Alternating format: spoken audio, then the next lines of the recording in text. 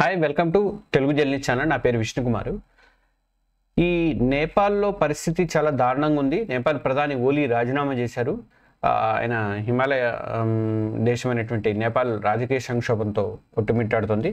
Social మీడియాలో నిషేధం విధించడంతో ప్రధాని మీద బాగా వ్యతిరేకత అనేది వచ్చింది. బాగా వీళ్ళందరూ కూడా వ్యతిరేకత రావడంతో పెద్ద గొడవలైన దాదాపు 19 నుంచి 20 మంది దాకా ఏమో చనిపోయారు. యూత్ ఎక్కువ చనిపోయారు. దాంతో ఆయన రాజీనామా చేయాలని చెప్పి సైన్యం కూడా ఆదేశించింది. ప్రధాని అవి ఎత్తేసారు. నేను ఇవాళ ఉదయమే ఎత్తేసారు. సోషల్ మీడియా మీద విధించినటువంటి బ్యాన్ కూడా ఎత్తేసారు. అయినప్పటికీ కూడా ఉద్రిక్తతలు అయితే చల్లారలేదు. దాంతో ఆయన రాజీనామా చేయాల్సి వచ్చింది. రాజీనామా చేసి ఆయన వెళ్ళిపోవాల్సి వచ్చింది. ఎట్లా ఉందంటే అక్కడ పరిస్థితి, ఇప్పుడు Nepal army chief general Ashok Raj Sigdel ఆయన ఇప్పుడు అదుపులోకి తీసుకున్నారని చెప్పేసి అని అంటున్నారు. మొత్తం దాన్ని ప్రభుత్వాన్ని కూడా మొత్తాన్ని అదుపులోకి తీసుకున్నారని చెప్పేసి అంటున్నారు. ఆయన ఆధీనంలోనే ప్రస్తుతం నడుస్తుందని చెప్పేసి అని అంటున్నారు. ఇటు చూస్తే మనం ఒకసారి ట్విట్టర్ చూస్తే మనకు అర్థమవుతుంది ట్విట్టర్లో ఉన్నటువంటి పరిస్థితి. ఇది అక్కడ అంటే ఎప్పటికప్పుడు అక్కడ అప్డేషన్స్ అయితే వస్తున్నాయి మనకి ట్విట్టర్లో. మనకి అక్కడ చూడండి, రాజభవన్ కాల్చే పరిస్థితి, ప్రధాని నివాసం దగ్గరికి సురక్షితంగా వెళ్ళిపోయేందుకు మిలిటరీ సహాయం కావాలని చెప్పేసి ఆయన అడిగారట. అంత క్లిష్టమైన పరిస్థితులు అయితే ఉన్నాయి. ఆయన ప్రధాని పదవికి రాజీనామా చేయాలని ఓలీకి ఆర్మీ చీఫ్ సూచిస్తే ఈ ఘర్షణల సైన్యం అదుపులోకి తీసుకొస్తుందని అప్పుడే అదుపులోకి తీసుకురావడానికి అవకాశం ఉంటుందని చెప్పేసి ఆయన అనడంతో ఆయన రిజైన్ చేయాల్సి వెళ్ళిపోవాల్సిన పరిస్థితి అయితే వచ్చింది. ఇక మిలిటరీ అయితే రంగంలోకి దిగింది. ఆర్మీ బ్యాగ్స్ కూడా ఏర్పాటు చేశారు. దేశంలో అస్థిరత పరిస్థితి ఏర్పడినందున త్రిభువన్ అంతర్జాతీయ విమానాశ్రయాన్ని కూడా ఎయిర్పోర్ట్ కూడా మూసేశారు. అన్ని విమానాలు కూడా రద్దు చేశారు.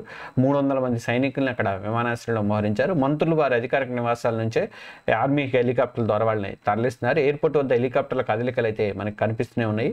ఇక రాజధాని అయినటువంటి కాఠ్మండులో ఆర్మీ బ్యారక్స్లోకి విఐపీలను అయితే తరలిస్తున్న సందర్భాలు అయితే మనకు కనిపిస్తున్నాయి. ఇక పార్లమెంట్లోకి చొరబడిపోయారు నిరసనకారులందరూ కూడా. ఈ సోషల్ మీడియా మీద నిషేధాన్ని వ్యతిరేకిస్తూ నేపాల్లో ఆందోళనలో అత్యధిక మంది యూతే ఎక్కువ మంది పాల్గొన్నారు. పాఠశాల స్కూల్ విద్యార్థులు కానీ యూత్ కానీ వాళ్ళే ఎక్కువ మంది ఉన్నారు. దీంతో రాజకీయ వారసత్వాల మీద కూడా నిరసన అనేది అవుతున్నాయి అనమాట. వాళ్ళు రాజకీయ వారసత్వం, నేను ఇందాక వీడియో చూశాను ఒక చోట, వాళ్ళ పిల్లలు ఎక్కడెక్కడ చదువుతున్నారు ఏంటి చూడండి, మనం ఎక్కడున్నాము, వాళ్ళ పిల్లలు ఎక్కడున్నారు అని చెప్పేసి వాళ్ళ రాజకీయ నెపోకిడ్ అంటారు కదా, దాన్ని ఉదాహరించుకుంటూ వాళ్ళు చూపిస్తున్న విజువల్స్ అయితే మనకి దాంట్లో కనిపిస్తున్నాయి. ఈ వీడియో అనుకుంటా, ఈ వీడియోనే ఇక్కడ వీడియోలో అయితే వాళ్ళు వీడియోలు కూడా పోస్ట్ చేస్తున్నారు. వాళ్ళ పిల్లలు అయితే విదేశాల్లో చదువుకుంటున్నారు, మంచిగా దర్జాగా ఉన్నారు. మనం మాత్రం ఇట్లా నిరసన వ్యక్తం చేయాలి. వాళ్ళు సోషల్ మీడియాలో చూడొచ్చు కానీ మనం సోషల్ మీడియాలో చూడటానికి లేదా అన్నట్టుగా బాగా ఇదైతే చేస్తున్నారు. ఇప్పుడు అవినీతి సొమ్ము మీద నెపోకిడ్ అని మూమెంట్గా కూడా దీన్ని పిలుస్తున్నారట.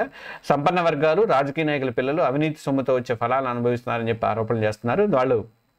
వాళ్ళు నెపోకిడ్లు వాళ్ళని చేస్తున్నారు అని చెప్పి జనం ఎట్లా దారుణంగా అంటే అది జస్ట్ అట్లా పోతూ ఉండగానే కాల్చిపడేసిన సందర్భాలు కూడా అక్కడ మనకు కనిపిస్తున్నాయి. చూడండి ఎంత పెద్ద ఎత్తున తరలి వచ్చారో జనం అనేది.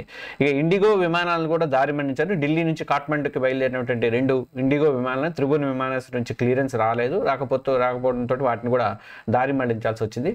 ఇక అంతకంటే ముఖ్యంగా ఏంటంటే ఇవాళ ఒక మంత్రిని ఉరికించి కొట్టారు. అది ఇంకా దారుణమైన పరిస్థితి అనమాట.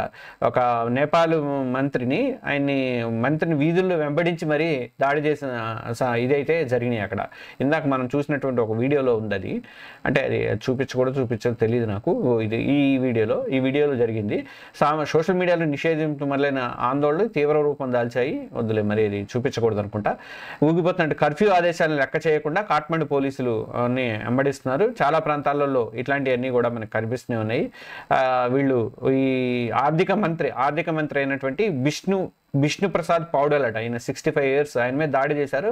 ఆ మంత్రిని వీధుల్లో పరిగెత్తిస్తుండగా ఎదురుగా వచ్చిన ఒక యువ ఆందోళన కళాకారుడు ఆయన్ని ఎగిరి తన్నారట. దాంతో పట్టుకోల్పోయిన ఆయన పక్కనే ఉన్న గోడ మీద పడిపోయారు. కానీ దూసుకొస్తున్న నిరసనగా ఆయన తప్పించుకుని మళ్ళీ పరిగెత్తడం ప్రారంభించారు. అంటే ఎంత దారుణంగా ఉందో పరిస్థితి మనం అర్థం చేసుకోవాలి. మనకు చుట్టుపక్కల ఉన్నటువంటి ఈ దేశాలన్నీ కూడా ఎట్లా అయిపోతున్నాయి ఏంటో తెలియట్లేదు మనకి. ఎందుకంటే మన శ్రీలంక జరిగింది, తర్వాత బంగ్లాదేశ్ జరిగింది, ఇప్పుడు నేపాల్లో జరుగుతుంది. వాళ్ళు అంటే నియంత్రిత పోకడలు పోతే జనం ఎలా బుద్ధి చెప్తారు అన్న దాని మీద ఇది పెద్ద ఉదాహరణగా అయితే నిలుస్తుందని చెప్పేసి నేనైతే అనుకుంటున్నాను. ఎందుకంటే అక్కడ ఇప్పుడున్న పరిస్థితుల్లో అలా వాళ్ళ పిల్లలు వాళ్ళు అయితే బాగా చదువుకుంటున్నారు, కానీ వాళ్ళకి మిగతా వాళ్ళకి ఇచ్చేయటం అంటే సోషల్ మీడియాని బ్యాన్ చేయడం అనేది పెద్ద అది తప్పు పరిస్థితి. అంటే అది సుప్రీంకోర్టు తీర్పు ఇచ్చింది అట. ఇప్పుడు ఆ సుప్రీంకోర్టు తీర్పు కనుక ఇప్పుడు నిషేధం అనేది విధించారు. వాళ్ళు డబ్బులు కట్టాలని ఏదో వాళ్ళకి సోషల్ మీడియా వాళ్ళకి ఇచ్చేసారట. చేస్తే దాంతో వాళ్ళు ఒప్పుకోలేదు, అక్కడ ఇదైతే వచ్చింది. మొత్తానికైతే ఇప్పుడు సంక్షోభం అయితే కొనసాగుతుంది. మరి ఏం జరుగుతుందని వాళ్ళ రాత్రికి ఇప్పుడు సాయంత్రం ఇప్పుడు మీటింగ్ ఉందన్నారు. ఇవాళ రాత్రి వరకు కొంత క్లారిటీ వచ్చే అవకాశం ఉంది. ప్రస్తుతం అయితే నేపాల్ మొత్తం కూడా సైన్యం అదుపులోకి వెళ్ళిపోయింది కూడా. నేపాల్ మొత్తం సైన్యం మొత్తం అదుపులోకి తీసుకున్నట్లయితే తెలుస్తుంది. ఇలాంటి మంచి వీడియోలు అందిస్తున్నటువంటి మన తెలుగు జర్నలిస్ట్ ఛానల్ ప్రతి ఒక్కరూ సబ్స్క్రైబ్ చేసుకోండి. Thank you.